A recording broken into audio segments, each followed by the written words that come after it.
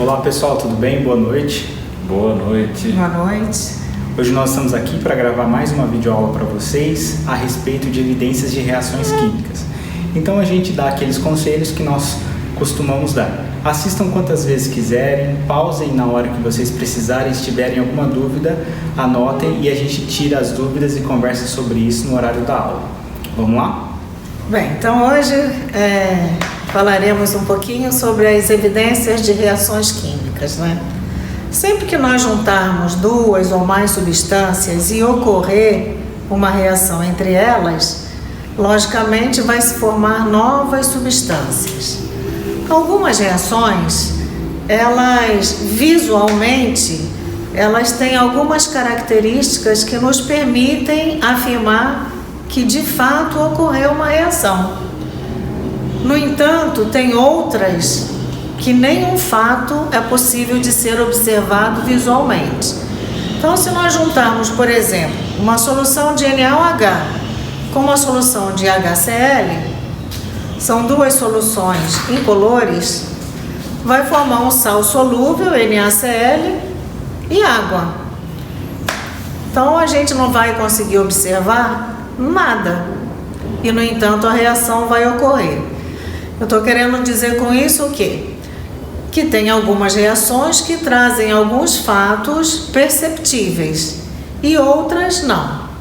Então, se algum desses fatos, como formação de precipitado, desprendimento gasoso, luz, emissão de luz, desprendimento de um cheiro que antes não havia, tudo isso são fatos que nos permitem afirmar que de fato a reação ocorreu.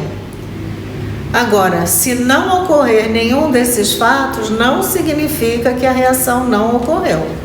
Pode ser que sim e a reação não tenha mesmo nenhum fato observável.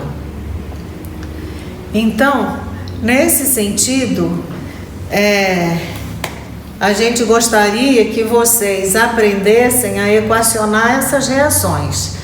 Porque uma coisa é você fazer na prática, juntar as soluções e observar visualmente. Outra coisa é você escrever no seu caderno.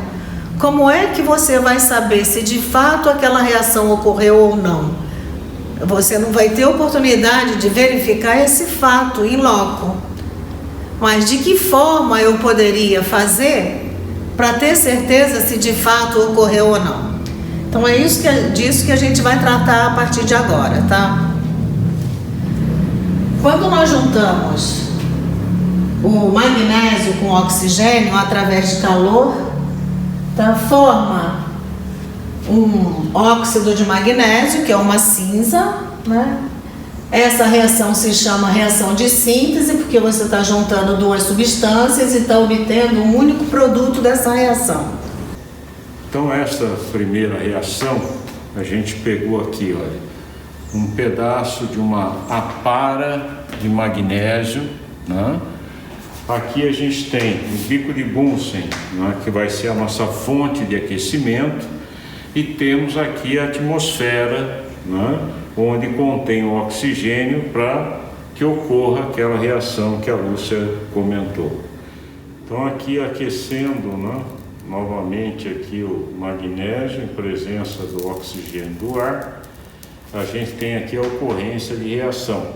Essa luz emitida é uma luz de bastante intensidade, a gente não deve ficar fixando a vista nessa luz, porque força, né, os nossos olhos.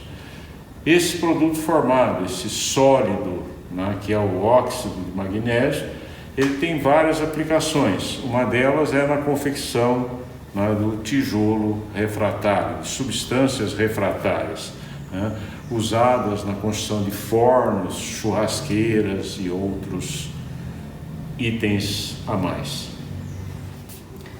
Então, nos ensaios 2, 3 e 4, vai ser reação entre dois sais.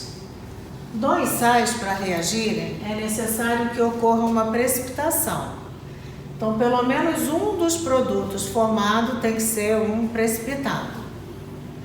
Essa reação de precipitação é uma reação de dupla troca. O que é isso? Em cada composto você tem o cátion e o ânion, né? O cátion e o ânion. Esse cátion abandona seu ânion, se junta com o ânion do outro composto. E esse cátion abandona o seu ânion, se junta com o ânion do outro composto. Então, o cobre 2+, se junta com o cloreto 1-. São necessários 2 cloretos para a carga negativa ser igual a 2-, para neutralizar a carga 2+. Esse cátion bário 2+, se junta com o ânion do outro, que é o sulfato, que é o SO4 2-. Então, esse é o sulfato de bário, esse é o cloreto de cobre 2. Então, essa tabela, solubilidade em água, tem, né, os ânions, né, e a regra geral, né, sobre esses ânions. Permanganato, como regra geral, ele é solúvel, sem exceção. Nitrato, clorato, sais de amônio, são todos solúveis, sem exceção. Né? Agora, vendo lá o cloreto de cobre 2. Então, vai lá, cloreto, como regra geral, ele é solúvel. As exceções a esta regra são os sais de prata, chumbo 2 e o cátion mercuroso. Então, se eu tiver cloreto de prata, ele vai ser insolúvel. Cloreto de chumbo 2, ele vai ser insolúvel. Cloreto mercuroso, ele vai ser insolúvel. Mas como é cloreto de prata ou de cobre 2, né, ele é solúvel. Né? Então, por ele é impossível saber se a reação ocorre ou não. Né? Aí a gente vai para outra substância, sulfato de cálcio. Então vamos ver lá, sulfato, como regra geral, ele é solúvel. Exceção, chumbo 2, bário, estrôncio, cálcio e prata. Então sulfato de cálcio é exceção à regra. Então ele vai ser o quê? Insolúvel. Então, numa reação de dupla troca, tem que pelo menos um dos produtos precipitar. E o que é a formação de um precipitado? Ele se forma quando do contato entre duas substâncias solúveis, é o que acontece aqui, olha, com os meus reagentes são solúveis, formou pelo menos um produto insolúvel, que é o que a gente chama de precipitado. Então vamos equacionar a próxima. Nesse outro, o chumbo 2+, abandona o nitrato, se junta com o ânion do outro, que é o iodeto. E o potássio, que abandonou o seu ânion e menos iodeto, se junta com o nitrato. Então, o kappa é 1+, o nitrato é 1-. Mais o chumbo é 2+, e o iodeto é 1-. Então, são necessários 2 iodetos para a carga negativa total ficar igual a 2-. Então, olha, a primeira substância aí formada, né, nesta reação é o nitrato de potássio. Então, a gente vai aqui consultar, né, nitrato, como regra geral, são solúveis, sem exceção. Então, todo nitrato é solúvel. Uma outra regrinha poderia ser aqui, ó, sal de metal alcalino. Potássio é metal alcalino. Como na sal de metal alcalino, eu vou ter o quê? Como regra geral, são todos solúveis, com exceção do carbonato de lítio. Né? Aí, então, o nitrato não define se a reação ocorre ou não. Né? Então vamos lá para outra substância, PbI2, iodeto, como regra geral, solúvel. Exceção, prata, chumbo 2, cátion mercuroso e o cátion mercúrico. Então esse composto PbI2, ele é insolúvel. Então ele vai formar um produto sólido que vai então sofrer precipitação. No ensaio 4, bem, então ferro, potássio, K+, se junta com cloreto, 1-, mais o ferro 3+, se junta com ferrocianeto, que é 4-. Então são necessários 4 ferro 3+, e 3 ferrocianeto. 3 vezes 4, 12+. 4 menos vezes 3, 12 menos. Então vamos lá, para esta equação a gente vai ver lá o cloreto de potássio, né? Cloreto solúvel, potássio é metal alcalino solúvel, né? Então o cloreto de potássio é uma substância solúvel em água. Aí a gente tem o outro, ferrocianeto. Ferrocianeto, como regra geral, eles são insolúveis. Exceção, ferrocianeto de metais alcalinos e ferrocianeto de amônio, né? Então ali o ferrocianeto de ferro 3 vai ser insolúvel. Bem, então a gente agora vai fazer na prática, ou seja, vai comprovar na prática a ocorrência dessas 3 reações que estão equacionadas aqui no quadro, tá? Então é a reação do sulfato de cobre com cloreto de bário, reação do nitrato de chumbo 2 com iodeto de potássio e a reação do cloreto férrico com ferrocianeto de potássio. Bom, então a segunda reação que a gente vai fazer foi aquela que a Lúcia equacionou ali entre o sulfato de cobre 2. Sulfato de cobre 2 é esta solução azul. Então aqui a gente tem essa solução azul de sulfato de cobre, sobre a qual a gente vai adicionar então o cloreto de bário. Então, ao adicionar aqui o cloreto de bário, a gente vai perceber o quê? Que ocorreu uma transformação química, né? A solução, que eram as duas solúveis em água, formou um produto aqui insolúvel, que é o sulfato de bário. Esse sulfato de bário tem uma cor branca, aqui está um tom azulado, porque tem um excesso, ou melhor, porque tem um sal de cobre 2, que tem coloração azul, que está em solução, né? Então ele fica aqui um branco meio azulado, mas o precipitado de sulfato de bário é branco. Então a evidência dessa reação é que formou o quê? Um produto insolúvel, né, de sulfato de bário. Então a reação seguinte que a gente vai fazer é a terceira ali que a Lúcia equacionou, entre o nitrato de chumbo 2,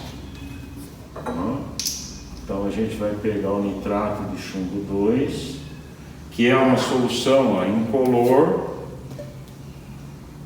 uma solução aquosa incolor, né? E a ela a gente vai adicionar o iodeto de potássio. Iodeto de potássio é uma soluçãozinha levemente, né, tende um pouquinho ao amarelo, né, mas quando eu misturo ao nitrato de chumbo 2, forma um precipitado amarelo intenso, que é do iodeto de chumbo. Então comprovou na prática, né, esta reação. Então a evidência desta reação aqui foi o quê? A formação de um precipitado amarelo de iodeto de chumbo. 2. Então a quarta reação que a gente vai fazer vai ser a reação entre cloreto de ferro 3, que é essa solução aqui amarela, né? Amarela meio esverdeada aqui, a qual a gente vai adicionar aqui o ferrocianeto de potássio. Então, ao adicionar também aqui, olha, uma solução também levemente amarelada, quando a gente adiciona as duas, ó, forma esse produto azul, né, uma intensidade azul intensa, que é chamada esta cor aqui, o azul da Prússia, né? Então a gente tem aqui a formação do ferrocianeto férrico, que é insolúvel e apresenta essa coloração azul intensa. Dando continuidade, vamos fazer agora os ensaios 5 e 6.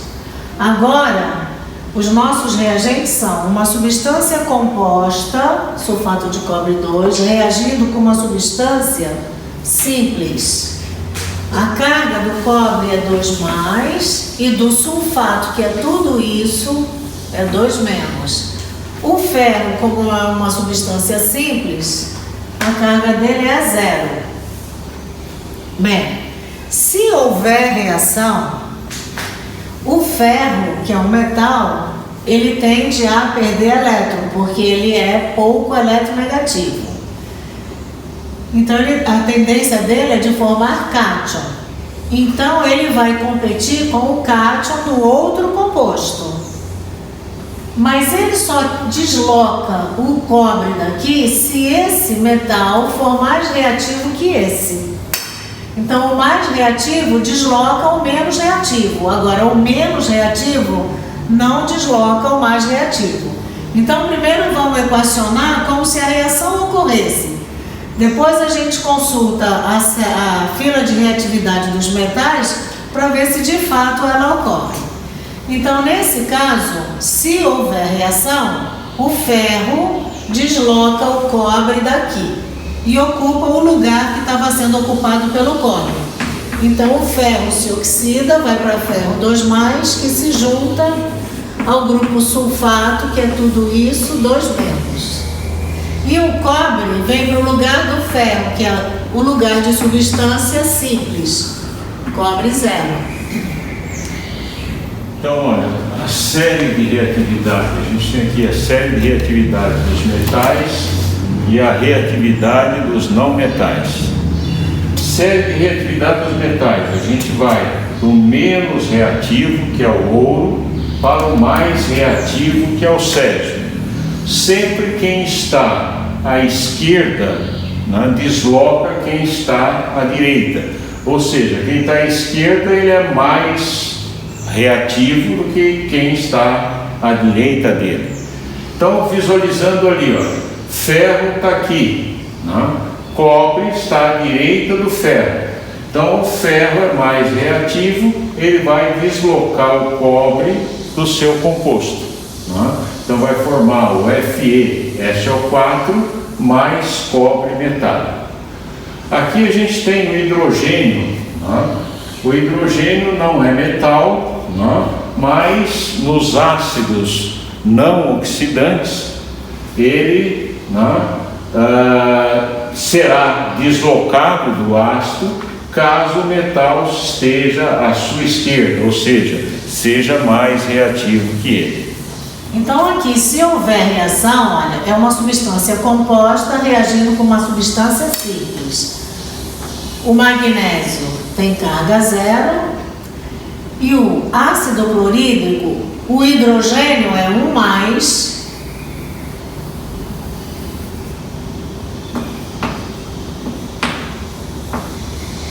e o cloreto é 1-. Então, se o magnésio for mais reativo que o hidrogênio do ácido, ele desloca o hidrogênio e passa a ocupar o lugar dele.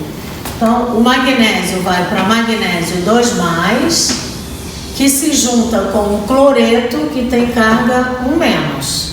Então, são necessários 2 cloretos para o NOx total ser 2 menos. 2 mais com 2 menos, 0. Mas o hidrogênio vem para a forma de substância simples. A substância simples hidrogênio é o gás hidrogênio. Carga 0. Então agora a gente vai ver se de fato isso acontece. Essa reação só vai acontecer se o magnésio for mais reativo que o hidrogênio do ácido. Série de reatividade. A gente tem magnésio, né? E tem o hidrogênio. Então o hidrogênio está à direita do magnésio, né? Então o magnésio desloca esse hidrogênio do ácido. Então vai formar H2, uma substância simples de hidrogênio, mais o cloreto de magnésio. A ocorrência dessa reação como? Provocando a explosão do hidrogênio. O hidrogênio ele reage com oxigênio para formar H2O. A equação não está balanceada. Essa também seria o quê? Uma reação de síntese. Bem, essa reação ela é interessante porque quando o hidrogênio explode, tem barulho, que nesse caso aqui é conhecido como o grito do hidrogênio. Então o professor Mário vai equacionar, vai fazer na prática para a gente verificar se de fato a reação está ocorrendo e formando hidrogênio. Bem, então a gente vai fazer a quinta reação, né, que a Lúcia equacionou, né, que é entre o sulfato de cobre 2 e o ferro. Então peguei aqui o sulfato de cobre e aí peguei um prego, né, e vou adicionar esse prego, que é de ferro, ao cobre. Aí a gente vai, né, começar a observar que o prego, olha, começou a escurecer aqui embaixo, né? O prego está começando a escurecer aqui embaixo. Essa reação, daqui a pouco ele vai ficar avermelhado, porque vai ocorrer depósito de cobre envolvendo o prego. Isso daqui é bom a gente deixar um pouco aí em repouso, né? E daqui a pouco a gente mostra novamente quando estiver mais evidente.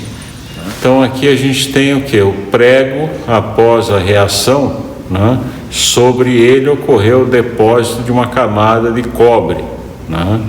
E parte do prego, né, se oxidou e passou para a solução, né, na forma de sulfato de ferro 2. Então aqui esse vermelho, aqui esse avermelhado é o cobre que se depositou sobre o ferro. A reação seguinte vai ser entre o magnésio. Na apostila fala, né, que a gente vai usar o zinco, mas a reação do magnésio com ácido clorídrico ela é mais rápida do que a do zinco, né, porque o nosso zinco aí ele está vai se oxidando, né, é o zinco em pó, e aí então dificulta a reação, porque forma óxido de zinco, até a gente conseguir, né, atacar esse óxido de zinco, a reação é mais lenta, e o magnésio, a reação é mais rápida. Então aqui, né, tem o magnésio em aparas. Vou pegar aqui o ácido clorídrico. Então olha, essa reação é uma reação, né, bastante rápida. Nesta reação aqui a gente observa como evidência, né, a liberação de gás, está vendo? Ele está efervescente aqui embaixo. E se a gente segurar ali onde está ocorrendo a reação, a gente observa também um grande desprendimento de calor. Às vezes a gente encosta a mão ali, né, e, né, queima o dedo da pessoa que está, né, fazendo a reação. Então peguei aqui, olha, tampei o tubo onde eu coletei o gás de hidrogênio, acendi um palito de fósforo, né? Tem uma chama, e aqui eu vou aproximar a boca do frasco contendo hidrogênio, né? E vai ocorrer a queima desse hidrogênio. Se a gente estivesse fazendo essa reação num ambiente escuro, a gente ia ver uma língua de fogo, assim, uma chama bem límpida, saindo de dentro do tubo, né?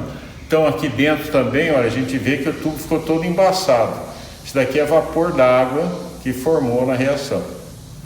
Então a gente agora, prosseguindo, vai fazer os ensaios 7 e 8. Repare no ensaio 7. Eu tenho uma substância composta reagindo com outra substância composta. É um sal reagindo com ácido. Se houver reação, vai ser uma reação de dupla troca, como aquelas que a gente fez inicialmente, formando outro sal e outro ácido. Então, se houver reação, o sódio abandona o seu ânion e se junta com o ânion do outro. O sódio é 1+. 2 sódio, 2+. Sulfeto, 2-. Hidrogênio, 1+, cloreto, 1-. Então, o sódio, Na+, se junta com o cloreto, Cl-. O hidrogênio, que é o cátion do outro, se junta com o ânion, que é o sulfeto, S2-. Então, são necessários 2 hidrogênios para neutralizar a carga do sulfeto. Bem, então, se houver reação, repare, vai formar outro sal e outro ácido. As condições para a ocorrência dessa reação é: se você partir de um ácido forte e obter um ácido fraco, e de fato esse ácido é forte e esse ácido é fraco. Um outro fator determinante dessa reação é se formar um precipitado. Esse sal não precipita. Que esse ácido seja fixo e esse ácido seja volátil. E aqui no caso não é, os dois são voláteis. Um outro fator determinante é que esse ácido seja estável e esse instável. E os dois são estáveis. Então, se essa reação ocorrer, é porque formou um ácido fraco. É a única coisa que dá certo aqui. Mas na prática, a gente vê a formação do gás. O gás, quando ele está se formando, é como se tivesse efervescente. Você vê um monte de bolinhas se formando. E além do mais, esse gás aqui, ele tem um cheiro horroroso. É cheiro de ovo podre. Esse gás, que é o gás sulfídrico, né? Ele é um dos gases que queima, sabe aquela torre que fica queimando nas refinarias de petróleo? Aquilo ali chama flare. Ali no flare, um dos gases que queima é o H2S. Também você vê muito, não o H2S, mas o sulfeto de sódio, que também tem um cheiro semelhante, em regiões próximas de curtume. No ensaio 8, repare, eu tenho outro sal e outro ácido, semelhante ao de cima, né? Onde eu tenho também um sal reagindo com ácido. Então, novamente, para que essa reação ocorra é necessário ou que forme um precipitado, ou que um outro ácido formado seja fraco e esse forte, ou que um outro ácido formado seja instável e esse estável, ou que o outro ácido formado seja volátil e esse fixo. Esse ácido é volátil. Aliás, todo ácido que não tem oxigênio, com certeza é volátil. Então, nesse caso, o cálcio é 2+, carbonato, que é o CO3, é 2-. Hidrogênio é 1+, cloreto 1-. Então, o cálcio abandona o seu ânion, se junta com o ânion do outro. Então, o cálcio 2+ se junta com o cloreto 1-. São necessários 2 cloretos para neutralizar a carga do cálcio. Mas esse hidrogênio H+, se junta com o carbonato, que é o CO3, 2 menos. Então são necessários 2 hidrogênios para neutralizar a carga do carbonato. Esse ácido H2CO3 se chama ácido carbônico, ele é instável. À medida que ele se forma, ele já se decompõe em CO2 e água.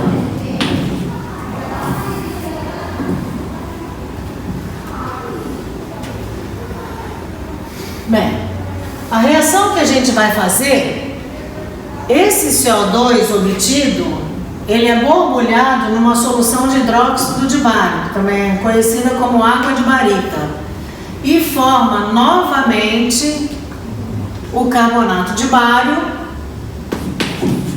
BaCO3 mais água. Bem, esse óxido aqui, ele é um óxido ácido, reage com uma base formando sal e água. Bom, minha gente, então a gente só vai seguir uma ordem um pouquinho diferente do que está na apostila. Na apostila fala para pôr o carbonato, né, o sólido, depois adicionar o ácido. Mas como essa reação entre o carbonato e o ácido é uma reação muito rápida, né, é preferível a gente colocar primeiro o ácido, depois o carbonato, né, e aí então, né, dar uma leve agitada e aí vai ocorrer a reação, né. Então tem aqui no tubo, olha, o hidróxido de bário. Vou colocar esse tubinho aqui dentro, né, para borbulhar o CO2 aqui dentro, e no outro eu vou colocar o ácido clorídrico. Nesse tubo aqui que eu vou tampar, eu tenho o ácido clorídrico, nesse outro eu tenho o hidróxido de bário.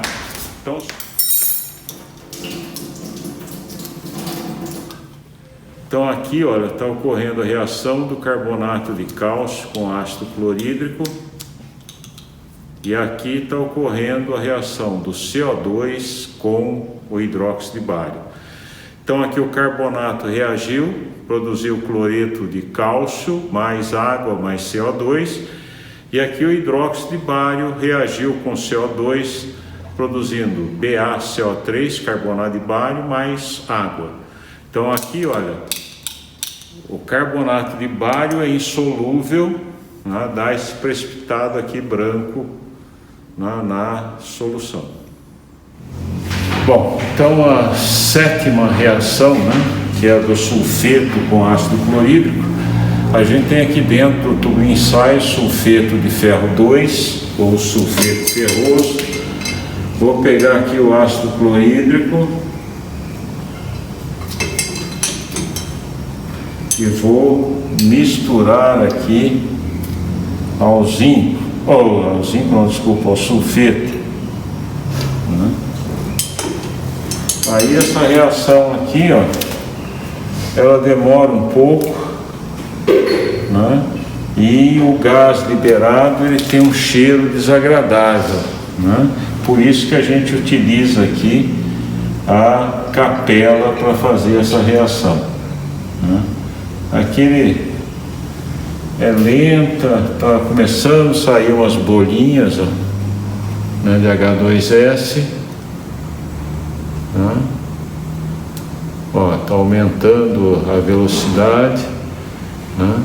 E esse gás aqui a gente precisa, né, ligar aqui a capela para que ele seja aspirado, né, pelo exaustor e não impregne o laboratório com o cheiro.